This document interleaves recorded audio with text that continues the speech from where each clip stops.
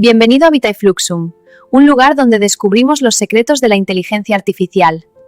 Hoy aprenderás a crear un vídeo de 30 segundos con Grok.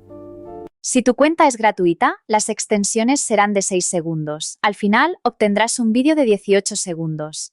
En este caso ya tengo una imagen preparada que vamos a utilizar como ejemplo, pero podéis utilizar cualquier imagen que queráis para generar vuestro vídeo. También tengo preparado el prompt que vamos a utilizar.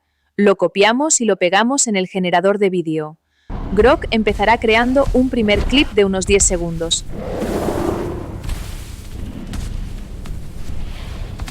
Cuando esté el vídeo acabado, si te ha gustado, comenzaremos a hacer el siguiente.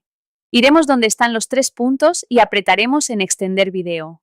Esta opción nos permite continuar el vídeo desde el último fotograma. En cada extensión podemos añadir un nuevo prompt para indicar cómo queremos que continúe la escena. Escribimos el nuevo prompt y generamos 10 segundos más de vídeo.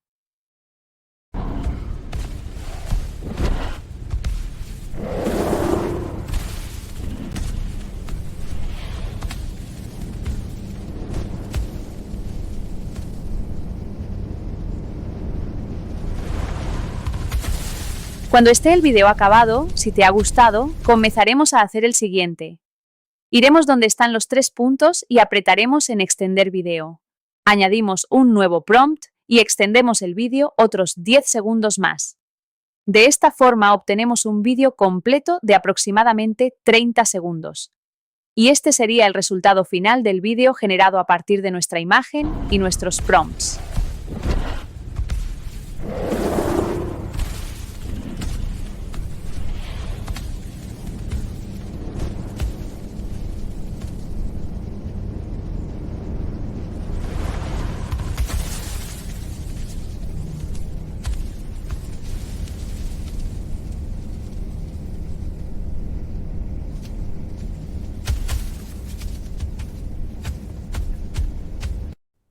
Esto es solo el comienzo. Suscríbete a VitaeFluxum para descubrir más secretos de la inteligencia artificial.